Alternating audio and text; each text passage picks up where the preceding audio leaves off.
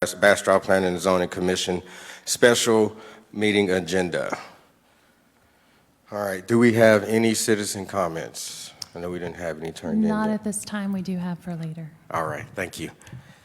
All right, so items for individual consideration. Do we We need have? to call roll. Oh, yeah, I'm sorry, thank you. Thank you. It was on my mind and I'm just ready to get Ann going. So can we call roll, please? Yes, sir. Ishmael Harris. Here. Judah Ross. Here. Ashley Henson. Here. David Barrow. Here. Gary Moss. Here. Gary Schiff. Jordan Scott. Here. Patrice Parsons. Here. Thank you. All right, now, is Ms. Ann ready? Oh, there she is. All right. Good evening, Ann. How are you?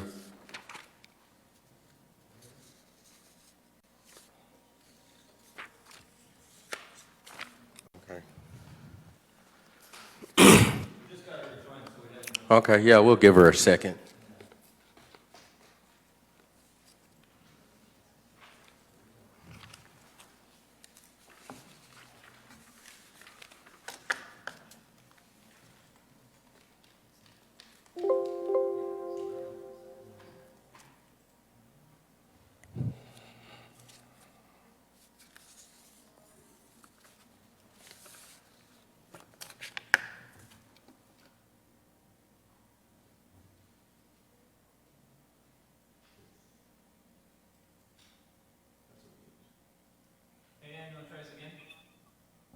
Yes. Can you hear me now? Yes, ma'am. Okay. All righty. That's better. It's still going in and out. I don't know if it's on my end or can you all hear me now? We can hear you pretty clear. Okay. Thank you. Okay. So tonight I wanted to just share a little bit of information with you all. Some of it is directly related to the board members, some of it is related to the city staff, and some is related to both. So I'll start off with council and as well as the boards and commissions are using Rosenberg's rules for the meetings. Prior to, I believe it was 2018, we completely used Robert's rules. And at that time, they moved over to Rosenberg's rules and using some of the Robert's rules. And they also use the Code of Ordinances, which are some rules for meetings that the council has adopted.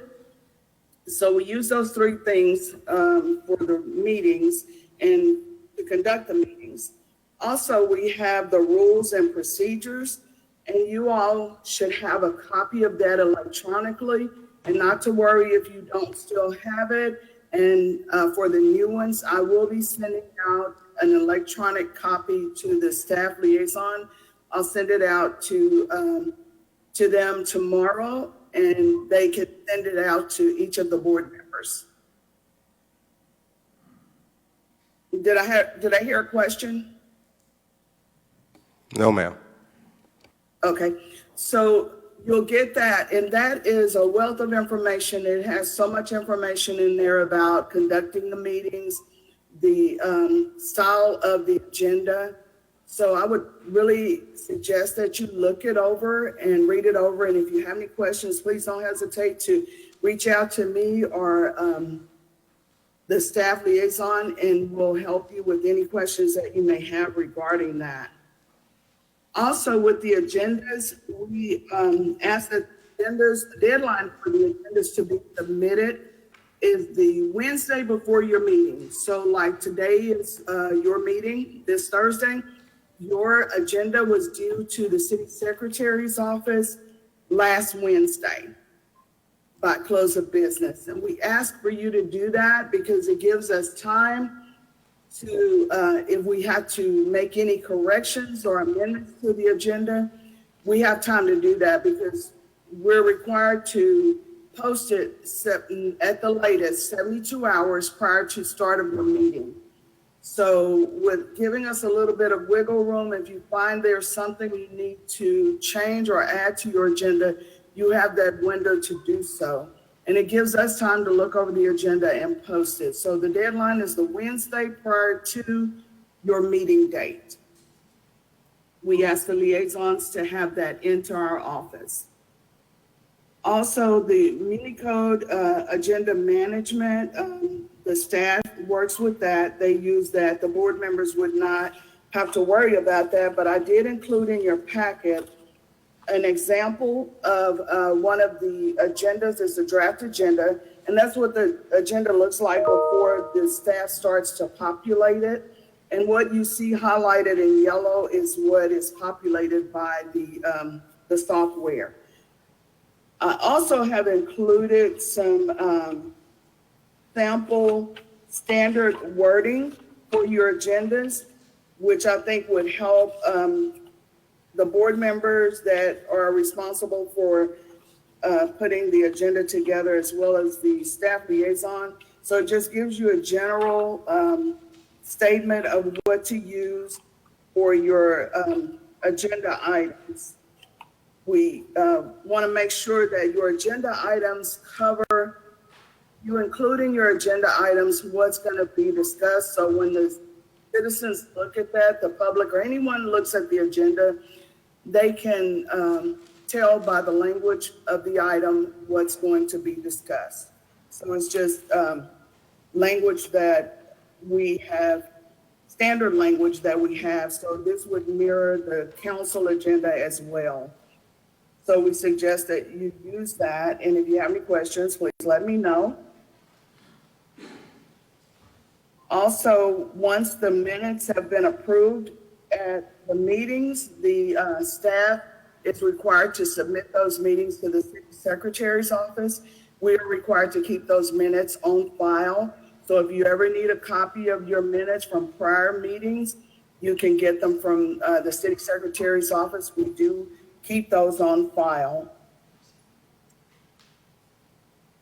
Are there any questions? No, ma'am, we don't have any. Okay. The next thing I wanted to talk about is the attendance.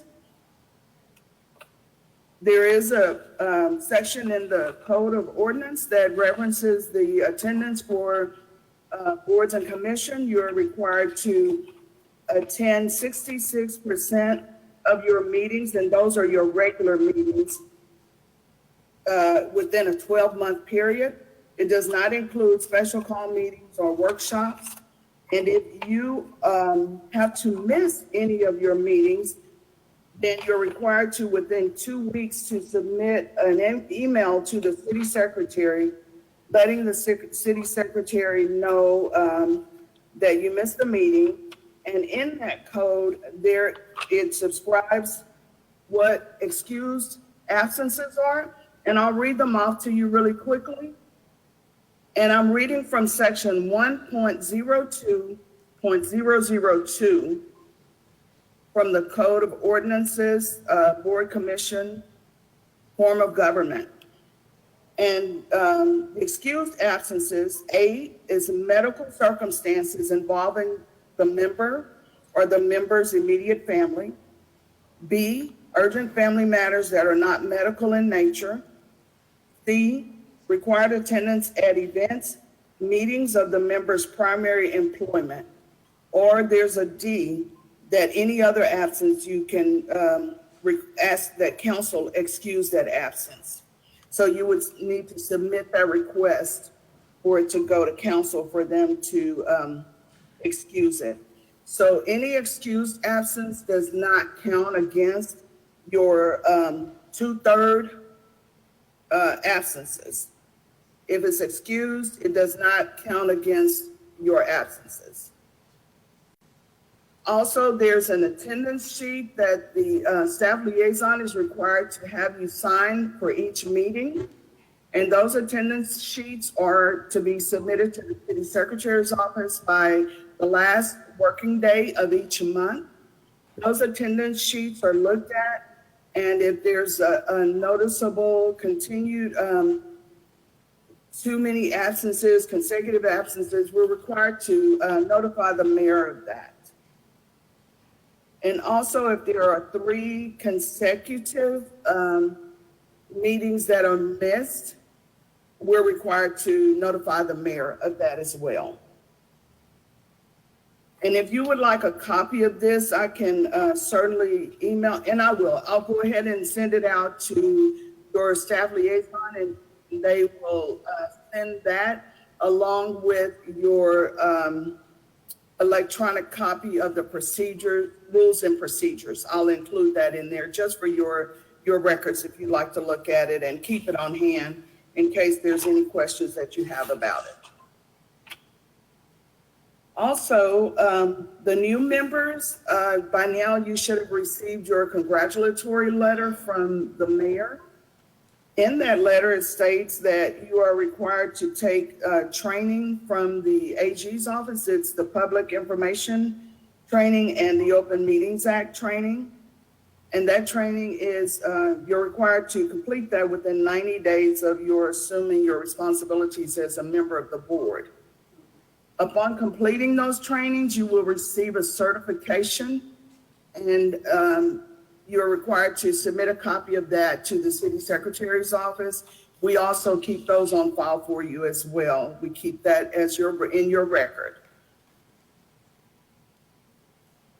Also, if any of you change any of your contact information, please make sure that you immediately notify your staff liaison and CC me on it. If your address changes, if your email address changes, or if your phone number changes, please notify us because we use that information to push out information to you. And if we don't have accurate contact information for you, then you won't get the information that we're sending out. So please make sure that if anything changes, that you let us know immediately so we can make those corrections in your file. And the last thing that I wanted to point out to you is in your packet, there's a copy of the work plan template. This is something that council is requiring all boards to complete. I don't have the information as to how this is to be completed. I don't have the timeline for you. However, Sylvia, the city manager, will be reaching out to you all in the near future, and she will have all that information for you. She will have the date that it needs to be completed by. She will have information as to what they're wanting in those work plan templates. So I wanted you to have a copy of that so you can look it over. And if there are questions that you may be able to get together before you meet with Sylvia, it will give you just a little time to look it over before you have your meeting with her. And that's why I included it in the packet for tonight. And that's all that I have for you all. I thank you for allowing me to take up a little of your time for your meeting. I know you have a lot to discuss, but if you have any questions, I'll be happy to answer them. Commissioners, do we have any questions? Thank you, Madam Secretary. It was very clear. Thank you all. Have a great evening. You do the same. Thanks. Okay, on to item 3B. Consider action to approve Valverde Section 2 preliminary plat being 294.5 acres out of the Nancy Blakey survey, abstract number 98, located west of FM 969 within the city of Bastrop, Texas, as shown in attachment 1. Doug is not here. Kenny is going to present for him. Thank you. Good evening, commissioners. It's nice to see y'all. Yes, ma'am. Sorry about that. Is this better for you? Perfect. All right. So today we have, this is buzzing. Today we have the Valverde Section 2 preliminary plat. It is 294 acres, and they are proposing 1,047 residential lots and 70 non-residential lots. Valverde has a development agreement that they will construct the standards of the development agreement. With this preliminary plat, the main access will be off FM 969, And it will have connecting streets in between, and it will have streets to connect it from this portion of the plat to the rest of the Valverde subdivision. And utilities will be constructed, and they will have access to the utilities at this site. That's currently being worked out. The fine details are being worked out in terms of who's going to do what kind of thing. For the drainage, the stormwater that is generated will go through the storm sewer to 2 detention ponds, one in the north, one in the west.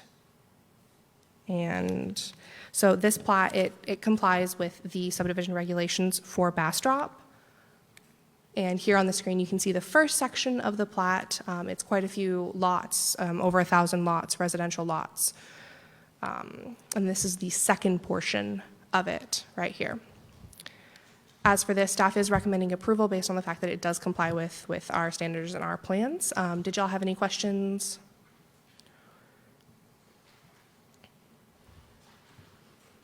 Commissioners? No questions? Is this connected with a colony at all? It's going to be a completely separate development. Completely separate development. Do you know if the roads are going to? Yeah. Do you know if the roads are going to mesh in with it? Because it looks like they butt right up against it. Off the top of my head, I'm not sure. I'm sorry, but I can look into that for you. Sure.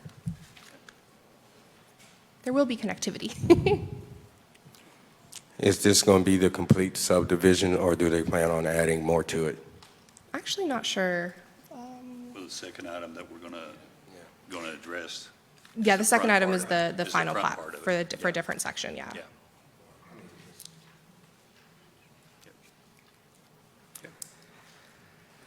Is the city and the developers making plans to know that there's going to be that much more increased traffic on 969? I believe so. Do you know? Yeah. Yes. What sort of plans are being made? Not sure. Are you aware, Doc? I'm going to bring up our building official. He's more versed in that than I am. Yeah. So the actual James County building official, so the actual right-of-way is TxDOT. Part of the platting of the lot up front, which you'll see next, is future dedication of right-of-way, which will be worked with TxDOT for expansion of the highway.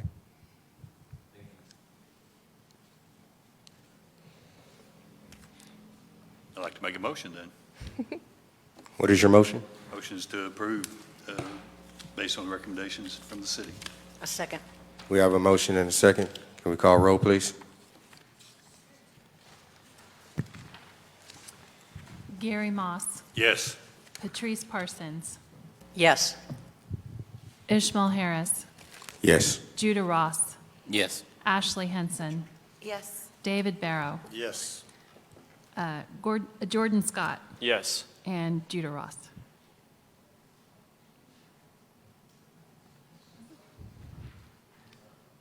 Judah, did I call? Did I? Oh, sorry. Oh, he's on there twice. I apologize.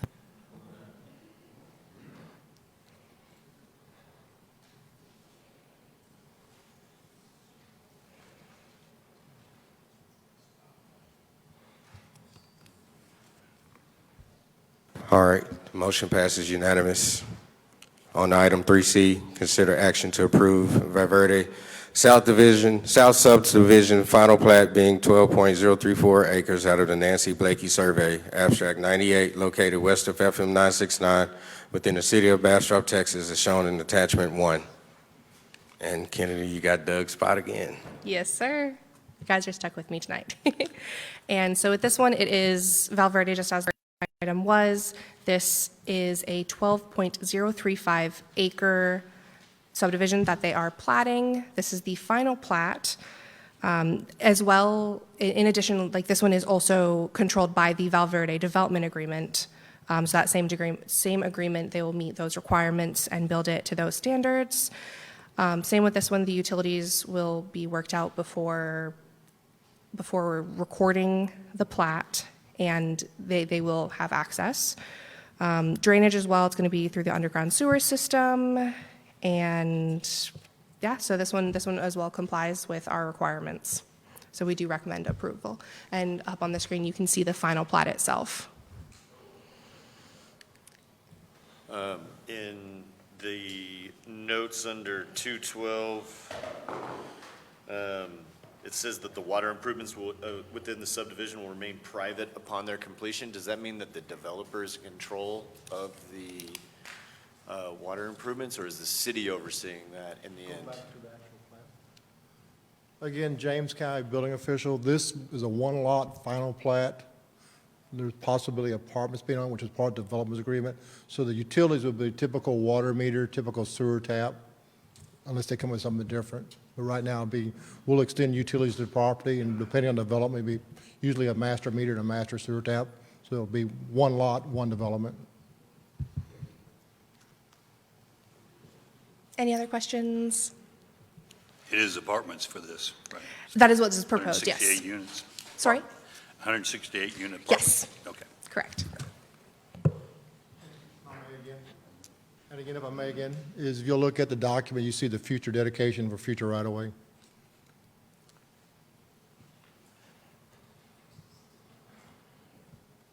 Is that going to be, are they going to be expanding 969 to 2 lanes or 4 lanes total? That's something, again, that's a TxDOT controlled right-of-way, so it's something the county, the city, and TxDOT's working together towards. Okay. That's part of the traffic studies we're doing.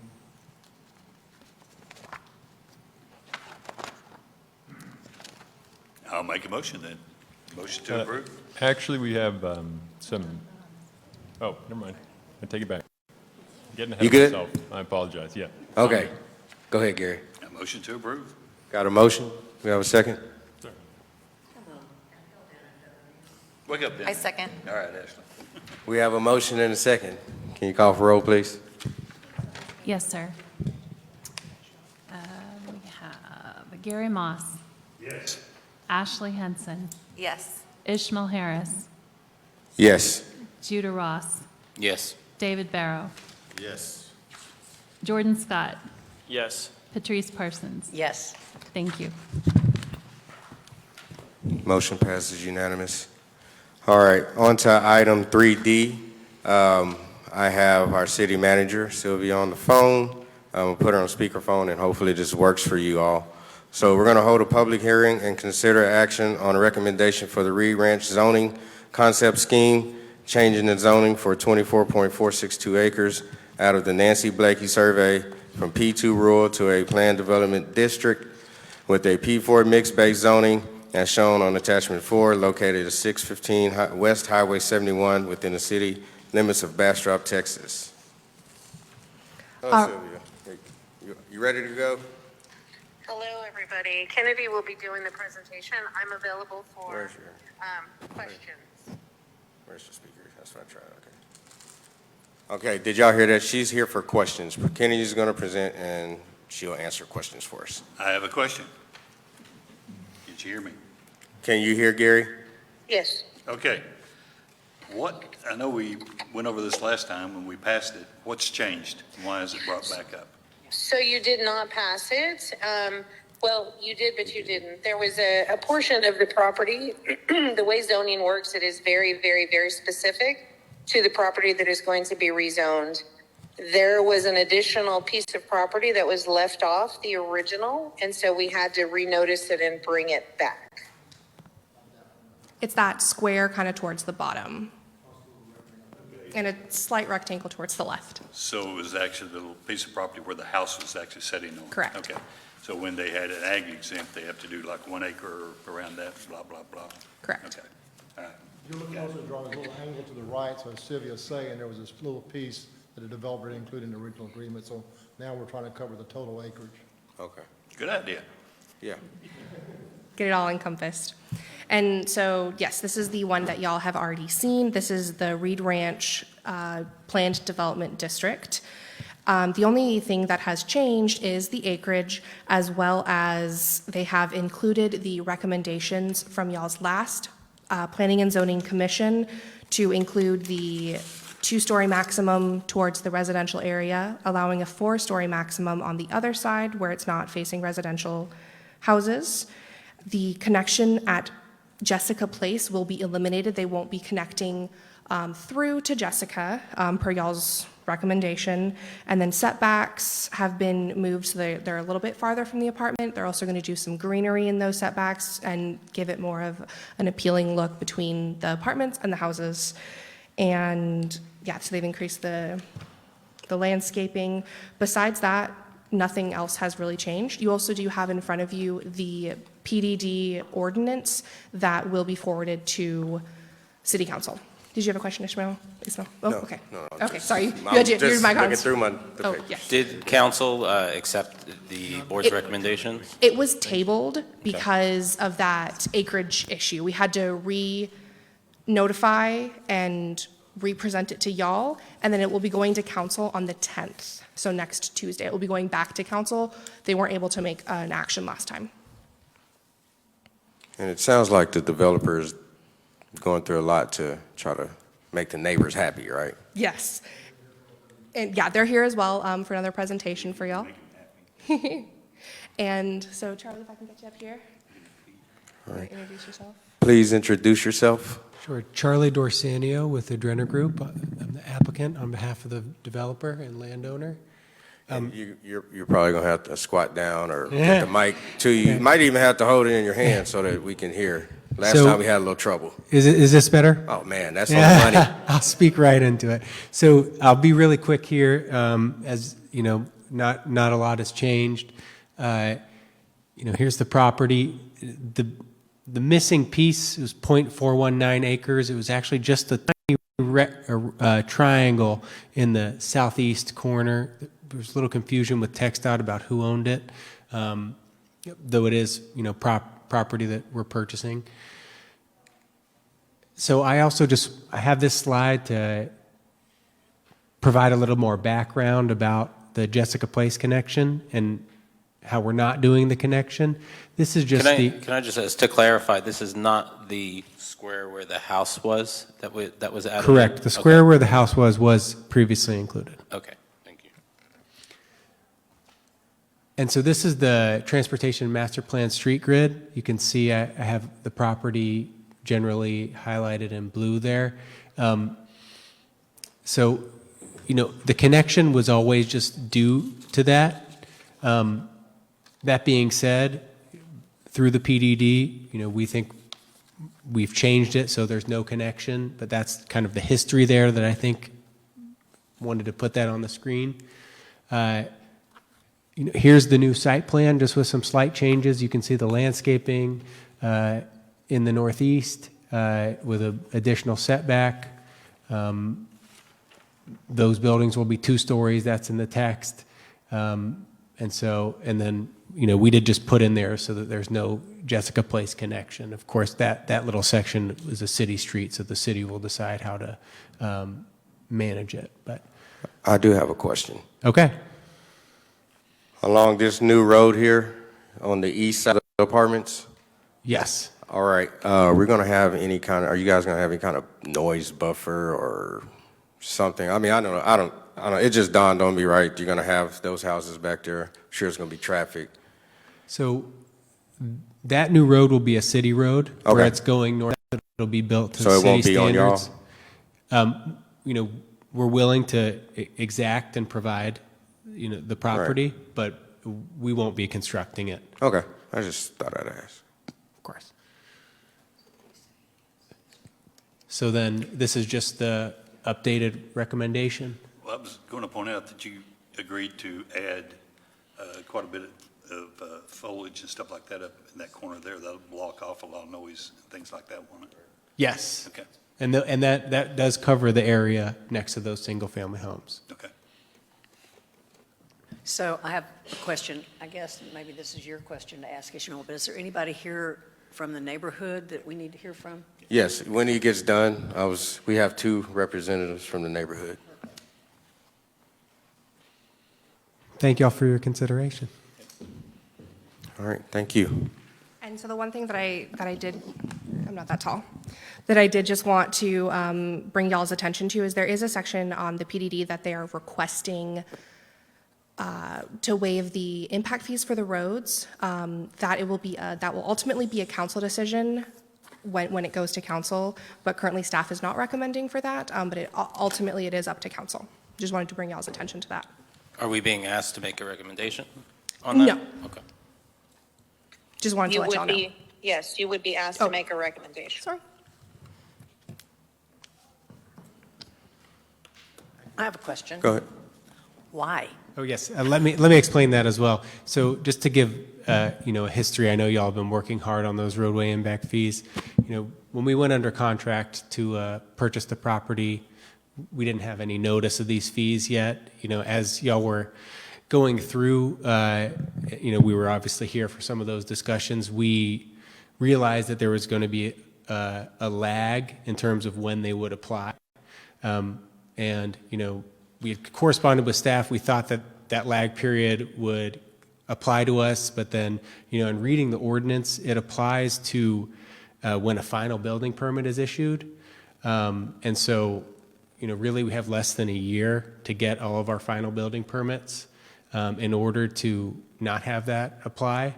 And so we would like to we respectfully request that, because we feel that in those discussions, it seemed like something that was going to apply to people who had projects farther into the future, that this be considered. And I will also say, just to do some, back of the envelope math, it looks like it's going to be about $1.5 million. We'll pay another additional $700,000 or more in water, wastewater, other fees, and then we're also providing street space for the city. That's a considerable cost portion of the property as well. That's been our reasoning, and we think it's a fair request, and that's why we're also requesting it of council. Sylvia, I got a question. City council, when that was presented, I thought, did they agree on 18 months or is it 12 months? Council has agreed on, and they have not approved it yet, but the general consensus on council is no grace period. It is, as Planning Commission recommended, the required statutory 12 months, and then no grace period beyond that.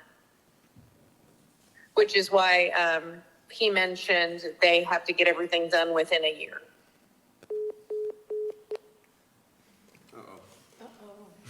Technical issues. Bear with us. I will say, if it were 12 months to get your, first plat in or build, it's a big difference between finishing your project and starting it. So. All right, you're back. Sorry, that was my fault. I was trying to raise the volume. Got it. Did you have something? No, that was my question too. You already asked. So when are we going to be asked? So at this moment, can we have the two gentlemen come up? Sure. All right. Oh, yeah, there we go. Sorry, thank you. At this time, I would like to open a public hearing. And sorry, it's my first public hearing. I would like to call Keith Alborn. Please state your name and address, and you will have 3 minutes. I need about 30 seconds is all. Keith Alborn, 201 Bryant. Just want to make sure that Jessica stays off your plans, and I'd like to have a copy of the final program that you'll be offering for development when it's available. I can either come pick it up or you can mail out to my address, just for record, to make sure Jessica stays off. From the looks of it, Jessica's going to stay off. They had it blocked off dead end and had bushes on the end there. Well, that's not. I'd like to have a copy of it when it's all Yes, sir. completed. Okay, if I could. You realize, Keith, we're going to fix it so you can't go around it. I'll walk. Thank you. Thank you, Keith. All right, now we have Jeff Alborn. Jeff Alborn, 748 Merino Court. Still opposed to development, still think it's way too many people in that cramped space. And on top of that, you're offering people a place to live in Bastrop, and I think you're selling them short. You're saying, hey, welcome to Bastrop, check out our beautiful view of 71. If there were people there the morning of the 22nd overlooking 71, they would have seen a person getting cleaned up off the pavement. They got hit by a semi. I mean, it's right next to the highway. And on top, my other concern is I believe the city most likely is going to have to use eminent domain to put Blakely through. And what's the plan if that turns into a legal battle? I looked up some cases online that happened here in Texas, anywhere from 2 years to 6 years. You would think before building, you'd get that road through. Thank you. Thank you, Jeff. Do we have anyone else that would like to say anything? All right, I am now closing the public hearing.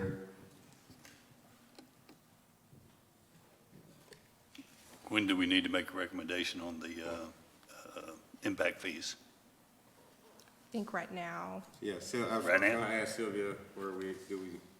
Sure. Are you still So there?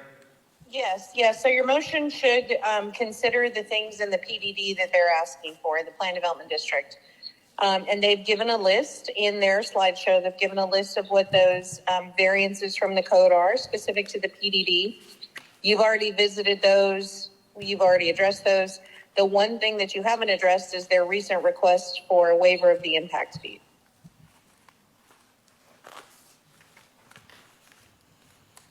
I'm sorry, I'm confused. Do we not need to make any kind of motion or vote on the small space that needs to be included in the plat? That, No, because it's it's already been renoted. okay, thank you. We just approved the whole plan as is.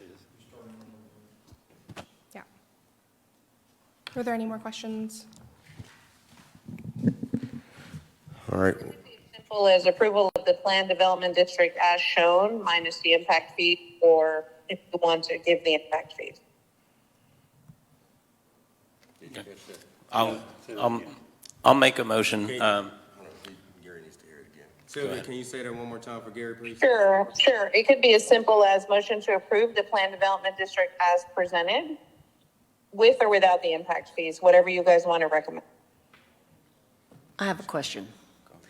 How long have you been working on getting this through, and how much time did it cost you guys in order to accommodate the citizens, and what kind of length of time are we talking about that got added?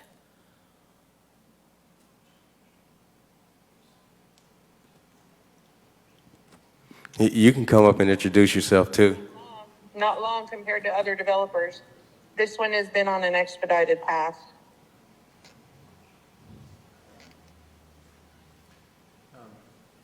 So we first started negotiating to buy the property in March, and have spent hundreds of thousands of dollars investing in this planning, et cetera. So, I think that's the background basically. And I did want to mention, because I didn't say this before, it'll be, at least 2 of the acres will be giving to the city as part of an exaction for the roadway. So I didn't say that before. Okay. What is the approximate value of those 2 acres? So if you just look at the contract price, it's at least $800,000 as well. So, and of course, we haven't marked out exactly where the roadway and right-of-way will be. There's a good chance it could be more. Okay, thank you. That exaction would have happened with or without the impact fees.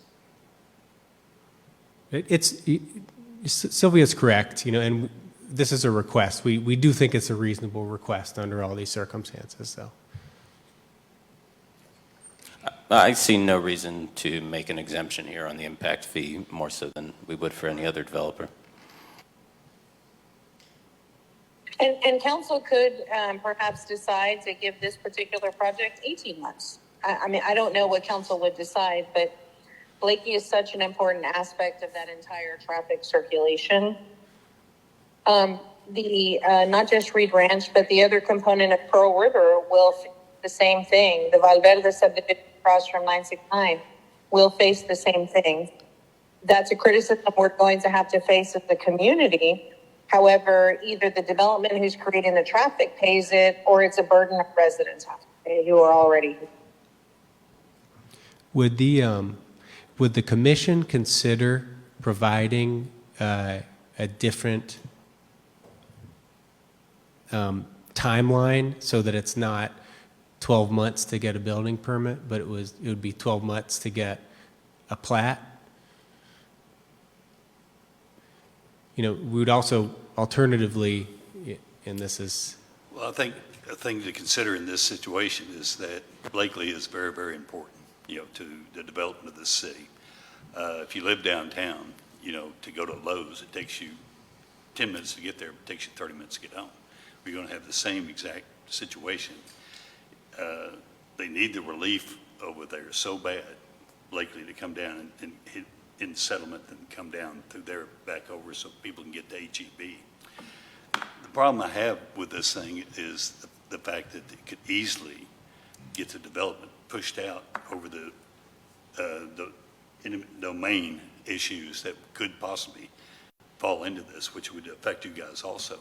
So that could put you on a track of having to push you out for your development of this thing. And I don't think that's fair, to be perfectly honest with you, to have that situation hanging over your head and make you pay another $1 million because you missed it by 2 or 3 months type thing. So I'm for passing it with, not having the impact fees on this piece of property here because of the other things that could happen up on the top because of where Blakely lies and things like that. It seems like the development, we've already approved the development for what I call the goat track over there, the piece of property. And that owner of that property gave up property also to be able to build Blakely to where it would tie in to Settlement Road right there, the way I understood when we did that. So if this didn't delay anything, because in the domain going across there where they couldn't build that road, it would still tie into old settlement there, and they could go through that. So, I mean, it's kind of a sticky wicky situation, and you guys have given everything that the citizens have asked for. I feel like we ought to give you something back, and that's what I would think that. thank you. If we make an exception here, we're going to have every developer is going to come and ask for the same thing. I mean, Pearl River is along the same road, and we're not giving them any exceptions. The idea of the impact fee is that these developments are adding additional traffic to the road, and particularly with multifamily, that's not going to be contributing as significant property taxes as single family. So again, we're going to have every other developer asking for it, and I don't see how we'll be able to justify not giving the same exceptions for them. And I think the point of the impact fee, again, is to improve our roads and to add roads as needed, and this is certainly going to contribute to that. So I see no reason to waive it. So real quick, Gary, just let me in between you guys. Sure. All right. So I see both ways, right? One of the questions I wanted to ask was, what is the reasoning in trying to hurry up and get this development done? Is it to try to skip the impact fees? I'm not sure. But I see the side of how many people are we going to allow to do this if they find themselves in a position where they buy some property and they want to hurry up and get it developed, and then they ask for this exemption. And then also the point of having those impact fees is to help our town and our community, because we desperately need the help, right? And if you guys are coming in with a lot of people, a lot of traffic, a lot of impact, right? Everything that you bring in with your establishment falls on us, right? And all you get is ching, ching, ching, plus, plus, plus, right? Just hear me out. But then I also hear what Gary is saying, right? In the sense of, okay, you guys are trying to come in, you're trying to make things happen, you want to help out or provide places for people to live, and you have done a lot, and you have paid a lot and whatnot, and yeah, it might not be the most favorite idea or most likable thing to have that impact fee, and maybe it is a thing for an exception because you guys are trying to make this happen and you made the exceptions. So I see both sides. I would like for the commissioners to maybe give a little bit more input, you know? But that's just my take. So I can see where both people are coming from, but me personally, we need something to help. You guys are bringing things in. You're going to impact our city tremendously, right? Something has to come back to us to help us out, not just everything for y'all.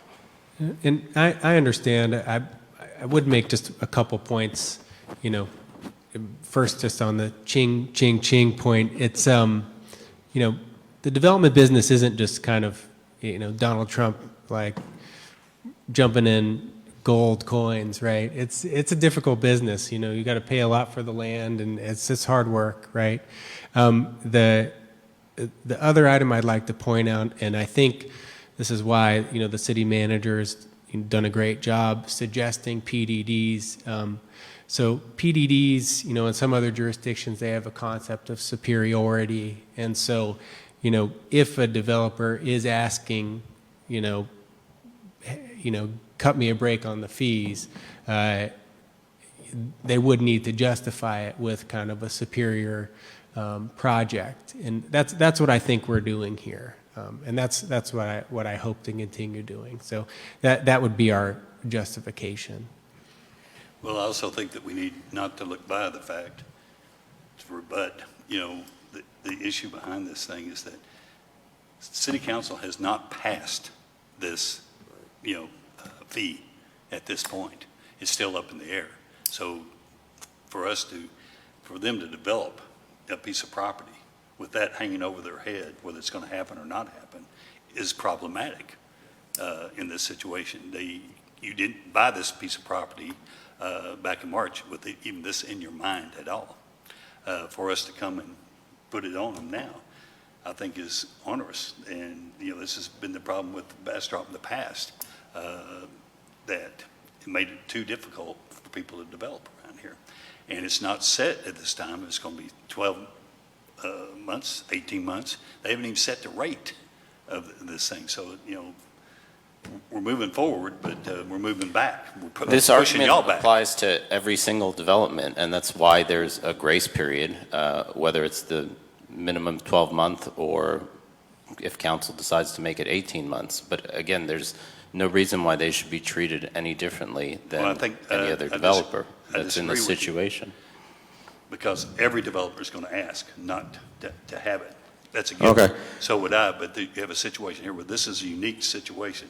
Do not look by that fact because the Blakely up there makes it very unique. Have to go to immediate domain in order to be able to capture that land. That's going to take time.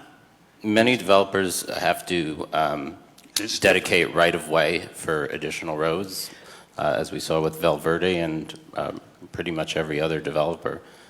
I appreciate everything that you're all doing, but I don't see this as going above and beyond to help the city that we should feel obligated to make any exception here. I have a question. Can we postpone this vote until after the city council votes on the impact fees? Sylvia? No, I wouldn't recommend that. I would recommend the commission take a stance either way on the impact fees. If you want to give council a recommendation to give an 18-month exception or something similar to that, that's okay. But as Gary stated, council, and the only reason council has not taken action on the impact fees, because I am very much of the opinion that is sort of a topic that's like watching paint dry. And I don't believe we had the level of public engagement, even though y'all had meeting after meeting, and I know it felt like that. But we are having the first code rodeo on November 14th, the first two, November 14th and November 15th. And I want to take that opportunity to present not only the traffic impact fees, but the drainage impact fee that you guys don't know anything about, but council just met on Friday. And all of the dollar impacts that is going to have to development, and so that council can see a big picture outlook and decide whether they do want to give an 18-month or 12-month or 24-month, whatever that is.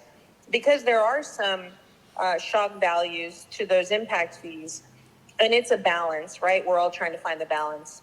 I think for them, they have to plan worst case scenario that there is going to be no grace period and that the impact fee will be due. And it'll be a very nice surprise if it doesn't. So I have another question. Just based on what Sylvia just said, what if we consider giving them a longer grace period? Not eliminating the fees, but giving them 18 months instead of 12. Is that something you could be comfortable with, Judah? You can absolutely recommend that to the council. I tend to agree too. I think I share Judith's concerns about setting a precedent that's going to be hard to back out of, but I do think there's a case being made that's clear for some expansion, timeline expansion. I feel like that is the middle zone that feels appropriate. All right, I think, it sounds like the 12 months is a real big cram for you guys, right? But you probably could make something happen in 18 months. Could we have so when it's building permit, that is, finishing the project, whereas, if it still takes a long time to get a plat approved, as y'all see as well, and that takes a lot of work. I think what might be, what we prefer is if the timeline, we could do, if we finish with our final plat within 12 months, that would be. Okay, so can you help me understand, if we're talking about an extension, why still the rush? So if you make it based on the plat, that doesn't make us need to run to construction as quickly, right? It would just mean we need to do our plat applications, which is what comes after getting our zoning approval. The reason with the rush in construction would be that it's based on a building permit, which is the last permit you get from the city, really. So what is the proposal So that you would like to offer? the proposal I'd like to offer is that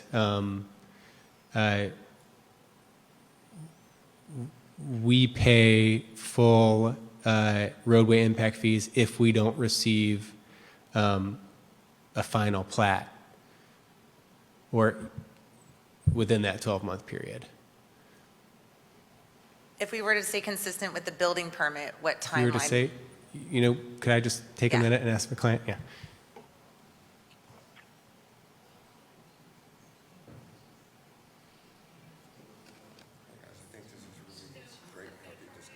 Oh, they do. Hold on, Sylvia, I gotta put you back. Okay. Okay, now, rock and roll.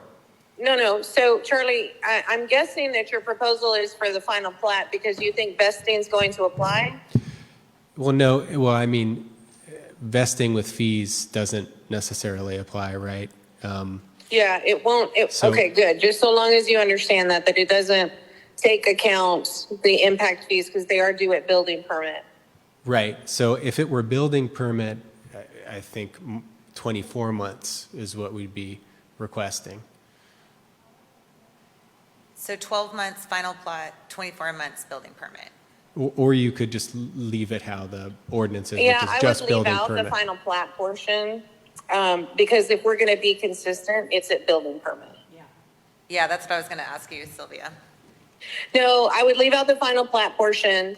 And I personally, 12 months, which is no grace period, it's just the automatic grace period that's required by law. And 24 months, which is what the developer's requesting. I think if the planning commission lands on 18, I think that's a good split the baby in the middle. I agree. Commissioners? I agree. Okay, would we like to make a motion here?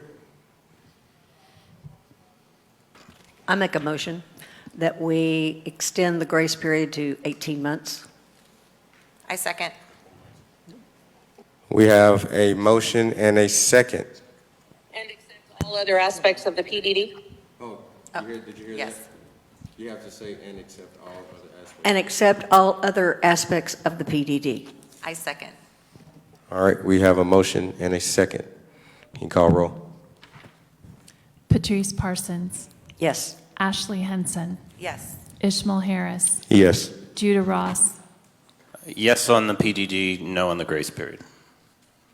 Can't do that. Okay, then no. sorry, David Barrow, I'm going to have to say no as well. Gary Moss, No. Jordan Scott, Yes. All right, the vote is 4-3. No to yay, so it does not pass.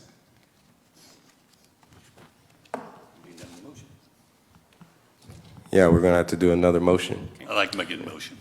Okay, go ahead, Gary. I'd like to have the grace period go 24 months on this particular project because of all the possibilities that could go wrong with this thing, and give these guys the ability to I would leave everything the same, just change it to 24 months. Question before we get a second, just want to make sure. Go ahead, Sylvia. Ishmael, is Resin in the room? No, my name's Joe Crawford. I'm with the same firm. Okay, so I would recommend that you do this in two parts. The first, the PDD, to get that legal language out of the way, and then the impact fees in a second motion. That would be my request, so that we can clear the air. They know they have a path forward one way or the other. Okay. I put a motion forward to accept the PDD as written. I second. We have a motion and a second. Can we call roll, please? Gary Moss, Yes. Ashley Henson, Yes. Judah Ross, No. Ishmael Harris, Yes. David Barrow, Yes. Jordan Scott, Yes. Patrice Parsons. Yes. The vote passes unanimous. There was one no. And I'm sorry, six yeses, one no. Okay, approving the PDD without, Approving the PDD without the impact fees. okay, good. Okay. Second motion. Okay. I make a motion that we do not waive the impact fee. Sorry, we do not waive the impact fee and we do not have any grace period.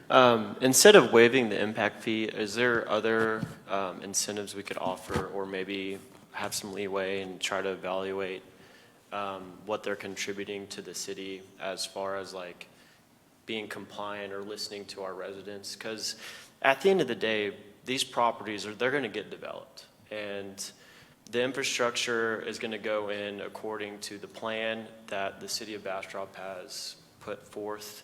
And as long as the developers are willing to work with the city and listen to the citizens, which I think these guys have done a really good job at working with the town and listening to the citizens. Because, I mean, if you go and you look and just taking off a story, it doesn't seem like a whole lot in the grand scheme of things, but at the end of the day, from an investment perspective, that's thousands of dollars that development is losing in their ROIs by taking away just a single level. So just little things like that these developers are doing, to me shows that they're listening to the city, they're listening to the community. So maybe we can't waive the entire fee, but could we see what type of value or what type of impact that they're bringing to our community as far as providing housing and infrastructure? Well, I think a consideration also is the fact that you need to understand that these fees are going to increase the cost of the project. It's going to increase the rents and the cost of the buildings tremendously. Anybody got an idea how much that's going to be from you guys? If it will increase. Say again? He hasn't quantified it yet. So you can come up here and talk in the mic, please, and also you can if you're going to talk, introduce yourself. All right. The sticker cost for us is about $1.5 million, so that would be amortized across the increased costs and rents. I don't think we haven't. Is that 5%, you think, or is it 2%, or is it, you got a wild guess? I mean, I think that's where the city is struggling, not just the commission here, but I think the council is struggling with that thought too, is that it's a situation where we're looking at that like when someone's going to build a second home in their backyard is part of this thing too, the impact that would have, what the cost would be for that. It may drive some people out of the ability to do something like that, because if we do one, we do all.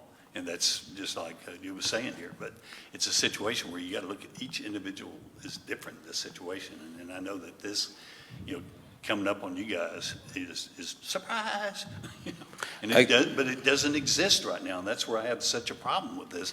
If this was set in stone already, it's a whole different situation. It's not. If I remember correctly, you voted in favor of the impact fee as we recommended to council. Is that not correct? I did, but Okay. we're not the final say. They are. We just recommend. Okay, but we recommended it, and our primary focus was to keep it simple and consistent, exactly so we don't run into this situation where every single person is going to be asking for an exemption of some sort. I think every developer is contributing to the community by bringing housing, by single-family, multifamily, commercial. And if we are going to make an exemption for one, we should do it for all, or we shouldn't have the impact fee altogether. But again, if the idea is to help alleviate the cost of added road development that everyone is going to be bringing, then I see no reason why we should make an exception here. Ashley? Yeah, which is why I feel like the timeline expansion is a nice middle ground. It meets Gary's comment around it's not really set in stone yet, which I think is a fair consideration. It also protects us from having to make complete waves of impact fees across future developments. So I think this is a nice bridge, which is the 18 or 20 month. I think there's flexibility there, expansion, in consideration that the impact fee has not been approved yet. Okay. So it feels like a nice to me. My question for y'all. Is this your first project you've developed? No, it's not. Is this your first community you've come into that have impact fees? So, we work in the city of Austin. Austin has impact fees. It is the first situation that we've dealt with where we had the negotiations before impact fees existed on the land price, and now we're considering developing under that change. Okay, so I'm the first to admit I'm not the smartest, brightest person in the room at all, right? But some things just kind of make me think. Now, me thinking, if I'm a developer and I'm developing somewhere, I'm going to have funds set aside in case I have to pay impact fees. I'm going to have someone looking into the community I'm going to and seeing if they have impact fees, they're working on impact fees. I'm probably going to know that in this day and time, a community that's thriving and developing is going to have impact fees. I'm going to know that if I'm coming in with an apartment complex, I'm going to impact the community, right? Yes, positive impact as well, though. But impact in accordance to what the fees take care of, correct? Right? Like whatever comes with impact fees, infrastructure, and that's really the biggest thing. I'm just going to say infrastructure, right? The impact of that, that's what it's going to help out with a lot. Me personally, I think if I'm going to go into something, that's going to be something I'm going to think about. Well, Right? I mean, we do make those plans, but it's different when the numbers come due, right? And I watched the presentation here, and the Kimley Horn presenter. It isn't hugely common to have big roadway impact fees. I mean, he gave only a handful of examples. So, of course, it is getting more and more common, and developers will get more and more smart about it and plan ahead. But that just isn't the situation we're in. But just like there's thoughts of impact fees is when you go along. So to me, I'm just thinking that there should be something there for that to possibly happen. So that's just my thought. So I just was wondering if you guys even thought about that with coming in here, or if that's something y'all ever think about when developing in a community, if the possibility of impact fees might increase your budget, and do you plan out for that? Or you just go ahead not thinking impact fees are going to be a problem? I mean, we move forward based on the diligence from reading the ordinances. Okay. Really, so. All right. But let's keep in mind, it doesn't exist. Right. I understand that, but that's why I said when you're moving into a city, right? You're gonna call and see what the building is, the fees, the permits, the plats, if you have an impact fee. That's what I think I would do if I'm gonna go build into something. That's just like me, if I'm gonna go, I cowboy, so if I'm gonna go to a roping, I'm gonna check all my tack, make sure my saddle's right, my rope's right, my girth's right, my bit's right, everything is right, my horse is right, my shoes are on, and I'm not just gonna go into a roping blindly without my everything prepared, thinking I'm just gonna go in there and win. You can't, but you can go and be prepared as best as possible. I have a question. Sorry. Were the impact fees being discussed at the time of, I guess, negotiations when you guys were going under contract originally? Or was it in the picture at all? We've been discussing this for at least a year on the planning and zoning. So Judah, is your concern that if we make an exemption now, that we're going to end up with it in a similar kind of situation in the future? Is that your only concern, or is your concern also that they need to be considering the impact they're going to have on the city? I see no reason to make an exemption here, and certainly if we do make an exemption here, we're going to have the issue of everyone else requesting the same. So is your exemption you're asking for 12 months or the 18 months? Commissioner Moss had suggested 24, that would be best. If it's 18 months, we'll work to do our best to meet that deadline, right? You guys set the rules of the game, and we'll play as hard as we can under the rules, so. And I appreciate that. I know you guys are trying real hard to work with us, and I know we're not trying to make things difficult for you. I can see you changing a little bit up there, but we just want to make sure we get all the right questions asked, we do the right thing for our city and our citizens. Of course. So. Yeah, I think y'all are doing a great job, and I appreciate it. Yeah, the only other thing that I think we should take into consideration is the negotiations that they did with the neighbors. I mean, they really did work out decent compromises and address the concern of the neighborhood. And I think that has value. Has a lot of value. It does, and I think that's why it was approved, even though there was many objections. But just because someone negotiates and makes adjustments, I don't think it means we need to start waiving additional fees. Well, I don't think we're talking about waiving them. I think we're just coming up with a different timeline. We're not necessarily saying. We're giving them an exemption so they don't have to pay the fees like everyone else. So outside of the exemption, right, I think what we're eventually trying to get to is having this period, right, using the 18 or the 24 months. At the meeting, we all voted on 18. I think 18 is a great number. I agree with you, Judah, in the sense of if we make this exception, who else will it be? I said that earlier, right? If we were to decide, Sylvia, how can we protect ourselves to where this will be a one-off and it won't happen again? Well, you can't really, but this is a PDD, and every PDD has its own set of rules. That's the thing that makes it unique. But, you will, one developer will know, X, Y, Z. So to me, it sounds like we do need to make kind of a hard stance and not make an exception on this one here because, again, we don't have to find, I don't think we need to find ourselves in a position of where we're wondering what ifs on the project, so. Sylvia, am I correct in, it was stated in the packet that council had recommended against waiving or putting any exceptions on the impact fee? Is that correct? Correct. The stance council took was actually a more aggressive stance than the Planning Commission took. The Planning Commission wanted to do 65% of the lowest. Council is leaning toward leaving it a split with 8,200, I believe it is, and 5,600. The numbers escape me. But council is leaning toward that with no waiver of any time period other than what's required by law, which is 12 months. And so you are going to have those projects who are in the middle of their project builds and impact fees will apply.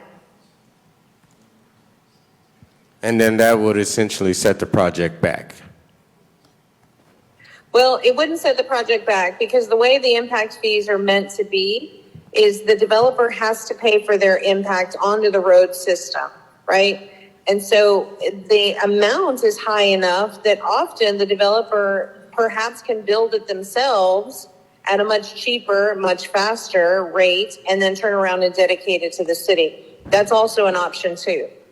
If the impact fee, for example, is $3.3 million and the developer says I can build it for 1.5, by all means go do that. And then they would be exempt from any fees and they wouldn't pay the difference. Okay. It's been a great talk. Anyone have anything else? Go ahead.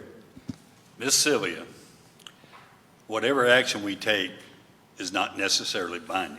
It's the city council that's going to make. Correct. Correct. It's a recommendation.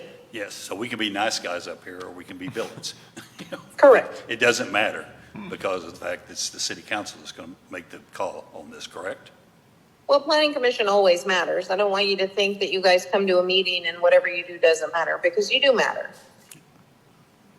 Doesn't But the facts it are. change the amount of votes that council is required if they disagree with our recommendation?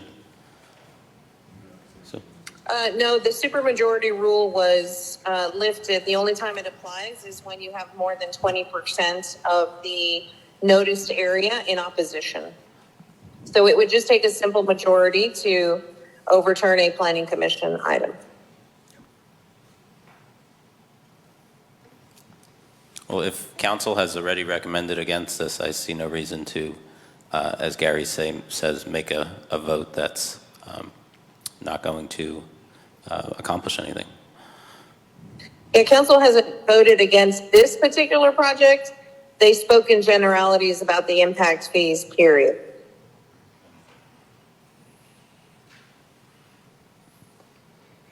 Thank you. Anyone else? Gary, I'd like to make a motion, once again.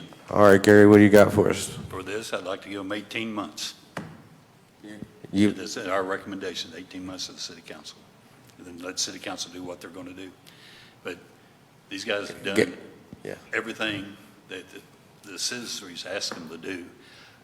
Great cost to them with regards to knocking down from 3 stories to 2 stories, not tying in Jessica, paying for the road in the center of this thing. That's on them. It's normally would not be on them. They've spent a lot of money and to do this, and I think we should try to give them something. All right. Something All right. escape. So can you clean up your motion for Melissa over there? Like to, I'm sorry, Board's extension. the board's extension? Yeah. Yep. I guess it's the impact fee extension up to 18 months for them. That's I my second. proposal. We got a second there. We have a motion and a second. Can we call a vote, please? Gary Moss, Yes. Ashley Henson, Yes. Ishmael Harris, Yes. Judah Ross, No. David Barrow, No. Jordan Scott, Yes. Patrice Parsons. Yes. Thank you. We have a count of 4-2, yea to nay. The vote passes unanimous. All right. Oh, I gotta get my papers together. Where we at? All right. Thank you so much, Sylvia. Have a good evening. You got it. All right. On to item 4, updates. Excuse me, I counted 5-2. Did I get that I'm right? sorry, 5-2. Yeah, thank you. 5-2. Thank you. My math's off. Thank you. 5-2. It's 7 up here. Thank you. I looked across and counted before I said it. All right, here we go. Item 4A, items or topics requested by Planning and Zoning Commissioners for the future agendas. Do we have any? I just would like to talk about somebody stepping up and taking my place at the historical. I was just about to. So as she mentioned, we do need a Planning and Zoning Commission representative. Are you volunteering yourself? I guess I am. Are we able to do So that? I think we need to wait to put it on the agenda That's first what I- before we go through with it, but Future agenda. So we're all clear? Y'all are safe on the end down there? So yeah, We're it'll, gonna force you anyway. we'll place it on our next agenda, on our next regularly scheduled meeting. Thank you, Gary. That's a good idea. No, you volunteered yourself. You're gonna be seeing more of me. I'm the representative for P and Z, or for HLC, sorry. Will the items mentioned on our last meeting last week also be on the agenda for the next Yes. regular? Yeah, this one, the meeting was, we had to post the next day after the last meeting because of all the posting requirements. So it was like a little bit too short of a time frame to kind of get those all compiled in. Just making sure. Thank you. Yes, ma'am. Hold up before we make a motion. Hold up, if you don't mind. Holding. All right. I just want to say, I think in my 4 years of being on the commission, I think this is one of the greatest nights of talks I've been on, have been a part of. I think we did a great job of those who spoke of going back and forth, good and healthy conversation on both sides, different perspectives, and I'm happy we reached a goal, if you will. Even though we didn't all vote the same, I think it was great for all of us and the citizens. So thank you. Very much. I agree, and I appreciate the discussion and the argument. Still like to make a motion. I'd like to make a motion. I'd like to adjourn. We got a motion I to second. adjourn and a second. All in favor? Aye. Aye. All opposed? We're adjourned. Thank you, guys.